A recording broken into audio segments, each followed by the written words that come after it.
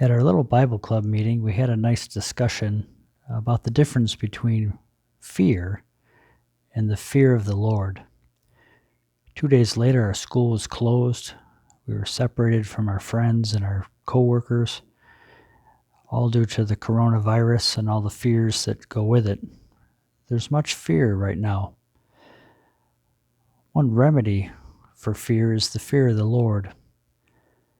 So what's the difference between the two? There's an extensive definition of fear in Noah Webster's 1828 dictionary. Noah was a Christian, and he used the Bible as a reference for the meaning of many words. Fear is listed with two primary definitions. The first one is this, which is what most people think about with fear.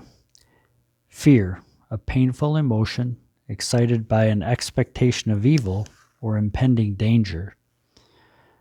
That's what many are feeling today. The fear of the known, sickness, suffering, or even death, the fear of the unknown, that paralyzing worry from being afraid. When we hear the word fear, that's what we usually think of. But in Scripture, there's a very different meaning. The fear of the Lord, or the fear of God, has a different positive meaning. Again, from Noah Webster's dictionary, a longer definition. In Scripture, fear is used to express a slavish passion.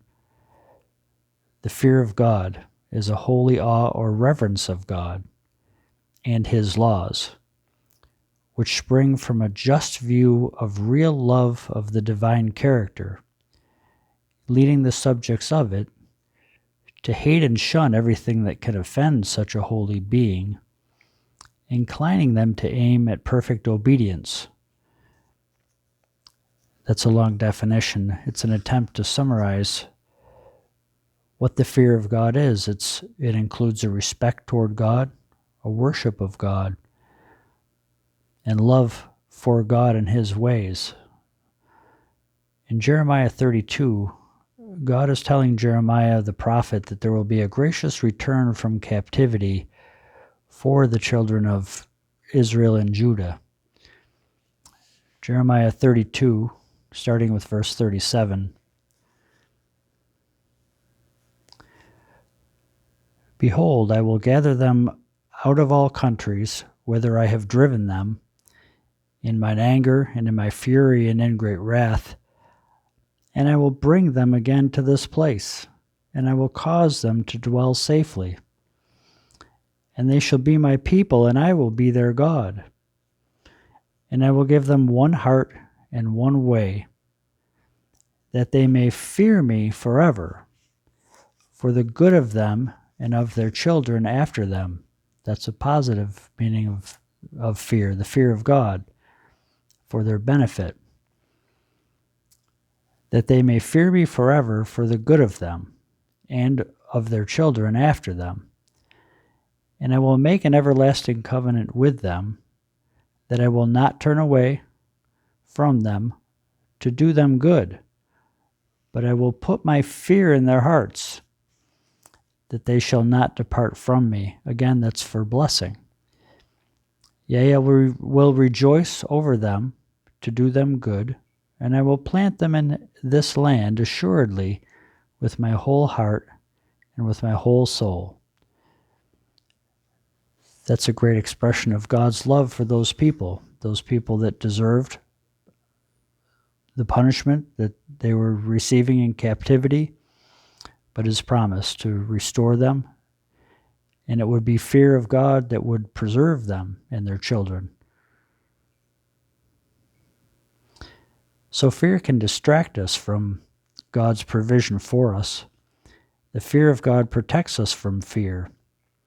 It gives us no reason to be afraid.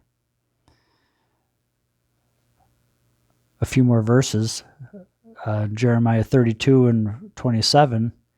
Behold, I am the Lord, the God of all flesh. Is there anything too hard for me? People are worrying and afraid and wondering.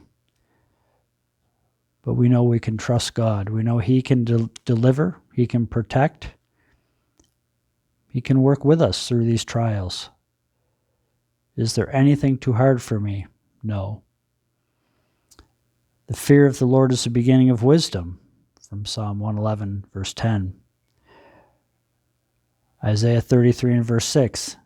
And wisdom and knowledge shall be the stability of thy times, and strength of salvation. The fear of the Lord is his treasure. We have that treasure in God. He can provide for us. We have no need to fear, but there's great blessing in trusting God and knowing that He loves us. What can possibly happen that He can't protect us from, that He can't guide us through, that He can't use for our good and blessing? So we can thank God for His great love and His care for us, and we can trust Him for all that's to come. Thank you.